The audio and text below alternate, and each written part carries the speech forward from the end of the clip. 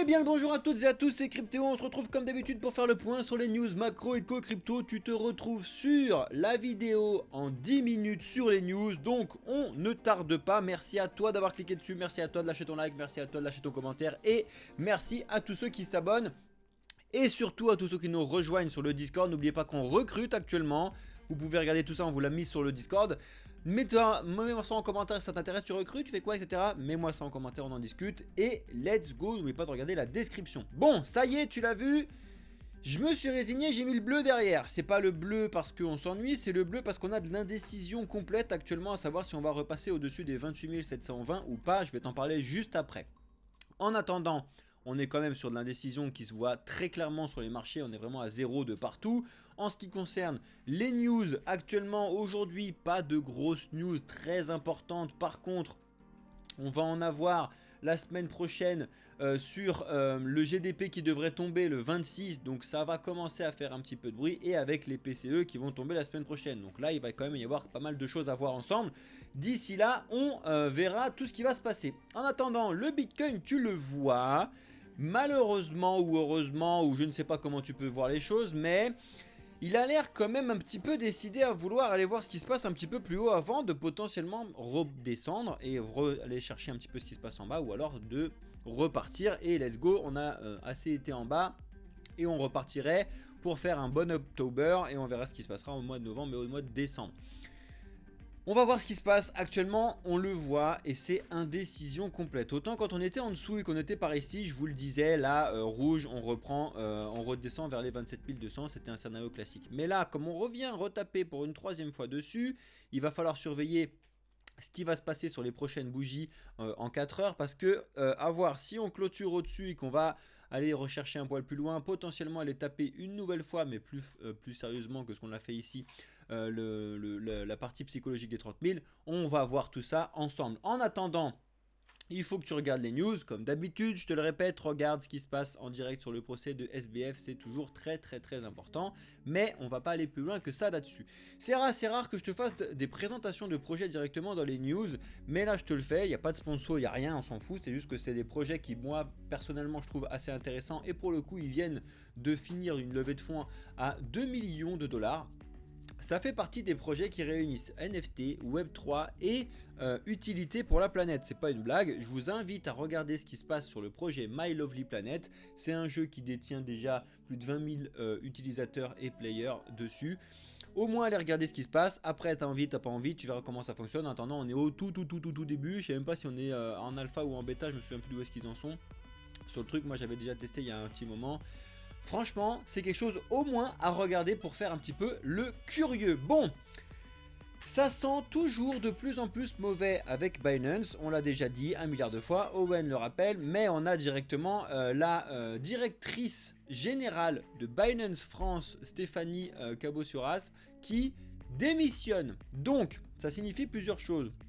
Déjà qu'elle en a marre de travailler, à mon avis, tout simplement aussi, il ne faut pas non plus avoir trop peur de tout ce qui se passe, c'est que Binance a tout simplement moins d'argent. S'il y a moins d'argent, forcément des directeurs comme celle-là qui étaient sûrement très bien payés, on leur propose un petit peu et on leur montre plutôt doucement la porte.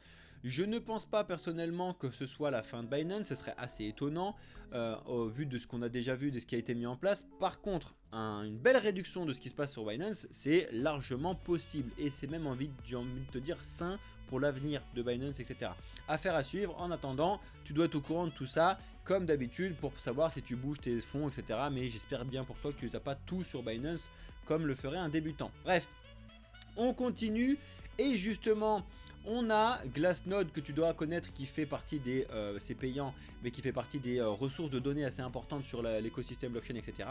Bref, qui sont en train d'expliquer que potentiellement on arriverait de nouveau vers un hiver crypto qui devrait être vert et qu'on pourrait potentiellement repartir sur de bonnes bases sur l'écosystème crypto. C'est ce que je crois également, mais comme je vous l'ai déjà dit 1 milliard de fois, pour moi, selon moi, il faudrait aller rechercher quand même ce qui se passe aux alentours des 20 000, voire potentiellement plus bas d'ici cet hiver, donc d'ici potentiellement janvier, pour pouvoir aller retrouver un petit peu ce qu'on a laissé en bas et repartir sainement sur une bonne année 2024 qui devrait être une bonne année, bonne fin d'année 2024. On verra tout ça ensemble et on va suivre ça de très près. Ça, c'est le genre de news que j'aimerais enfin voir à la télévision et à mon avis, on le verra jamais à la télévision. Voilà ce qui se passe. Tueur à gages, comment la transparence de Bitcoin a-t-elle empêché un assassinat? Voilà le genre de news que j'aimerais que les dindons de chez TF1, France 2, machin, mettre à la télé. Mettez-le moi en commentaire si ça existait et que ça a été mis. Je pense que vous verrez jamais ce type de news à la télé parce que tout simplement, c'est des news qui vous expliquent comment on peut se servir de la blockchain pour faire des choses bien. Et ce serait véritablement dommage que tout le monde s'intéresse à la blockchain. Hein? Voilà, bref, regardez un petit peu ce qui se passe. Il y a, comme d'habitude, du pour, du contre, mais au moins, ça fait partie des news que j'aimerais bien voir, donc je vous la montre directement. On a Core Scientific et pas que, donc des grosses entreprises de minage de Bitcoin qui sont déjà en train de se préparer pour le halving de Bitcoin. Parce que tu le sais, si tu as regardé la vidéo de Asher et de Owen, salut Owen si tu regardes la vidéo, bref, quand il fait ses calculs et qu'on regarde un petit peu ce qui se passe, pour te le faire très simple, actuellement la rentabilité des mineurs elle tourne aux alentours des 20 000 $, aux alentours, ça dépend, c'est un peu moins pour certains, c'est un peu plus pour certains d'autres, etc. Donc forcément, pour le halving, ça va être divisé par 2, donc si on reste actuellement, il va falloir qu'il trouve, il faudrait un Bitcoin à 40 000 $ pour qu'il puisse s'en sortir. Donc il faut s'y préparer. Ils s'y sont déjà préparés cet été en vendant quand on était à 31 000 $ pour justement payer l'électricité sur quelques mois d'avance. Et c'est ce qu'ils ont très bien fait sur le mois de août, septembre, octobre, parce que c'était en dessous des 31 000 $. Bref, c'est comme ça qu'ils se préparent. Regarde ce qui se passe. Regarde dans nos playlists si tu veux voir une petite pépite de podcast avec Monsieur TK et Flo. Salut à vous deux si vous regardez la vidéo. C'était une vidéo très importante. Regardez ça si vous êtes intéressé par un petit peu ce qu'on vous propose. Ensuite, hier, je te l'ai déjà dit, Jonum, donc le projet anti-NFT au possible du gouvernement français a été accepté. Si jamais tu veux savoir un petit peu ce qui va se passer et ce que ça va engendrer pour l'écosystème des NFT en France, je t'invite à lire cet article de Cryptos qui est très rapide, sur 2 pages, et au moins tu vas au moins avoir des grandes lignes de ce qui se passe. Après, je t'invite à suivre un petit peu nos amis à ce sujet-là qui en ont beaucoup parlé. Je pense notamment à Monsieur Rabbit. Bonjour à toi, décidément, je passe bonjour à beaucoup de mes collègues aujourd'hui. Bref. Gary Gensler, toujours en train d'expliquer que ses équipes sont en train de travailler sur le ETF Beacon Spot, blablabla. On n'a pas tant que ça de news. T'as tous les gros qui font les mises à jour, qui font la pression, comme d'habitude, sur la SEC pour se faire accepter. Ne pensez pas que ce sera pas accepté, ce sera accepté un moment ou un autre. On attend juste la date, on va voir comment ça va se passer. On verra ça et on va le suivre chez Blockchain Capital. Abonne-toi, regarde bien la vidéo jusqu'au bout. Ça, c'est une grosse nouvelle qui peut être et qui potentiellement peut apporter des exceptionnelles bonnes informations et bonnes news. Taproot Asset, lancé par, entre guillemets, le Lightning Network donc de Bitcoin, permettrait de faire pas mal de choses, on en a déjà parlé, et notamment de pouvoir explorer les stablecoins. Alors, je vous l'ai déjà dit un milliard de fois, il n'y a actuellement pas sur le marché le vrai bon stablecoin qui fonctionne, qui est décentralisé, qui est surcollatéralisé et qui permet d'avoir un vrai bon stablecoin qui fonctionne sur le dollar ou sur autre, d'accord? On verra bien ce qui se passe. Si on arrive à sortir quelque chose grâce à la technologie blockchain, la technologie Lightning, ça pourrait être un banger total et pourrait résoudre les problèmes qu'on a actuellement de centralisation avec Tether, Paxos, etc. Affaire à suivre de très près, mais ne vous jetez pas dans la gueule du loup dès le début, il va falloir tester quand même pas mal de choses, donc qui dit tester, allez-y avec précaution. Bref, on a Pascal Gauthier qui annonce officiellement, ça y est, que Ledger Recover, c'est parti. Donc pour tous ceux qui ont envie, encore une fois, je vous l'ai déjà dit, on en a discuté en live, si vous voulez faire et utiliser ce service qui est très controversé dans l'écosystème crypto, vous pouvez le faire. Encore une fois, moi, je ne le cautionne pas, je ne l'utilise pas, mais je suis quand même conscient que ça peut être quelque chose d'utile pour certaines personnes. Il faut quand même le savoir. Si jamais ça t'intéresse et que tu as ton avis, mets-le moi en commentaire. L'eurosystème pour l'euro numérique est en marche. Regarde un petit peu ce qui se passe au niveau de la Banque Centrale Européenne. Je te mets un petit détail ici. Tu retrouves tout ça dans le Discord comme d'habitude si ça t'intéresse. Regarde un petit peu ce qui s'est passé. Ça peut être au moins intéressant de réfléchir à comment ça fonctionne et comment ils vont aller dans le mur tout simplement. Hein. On va pas aller plus loin que ça.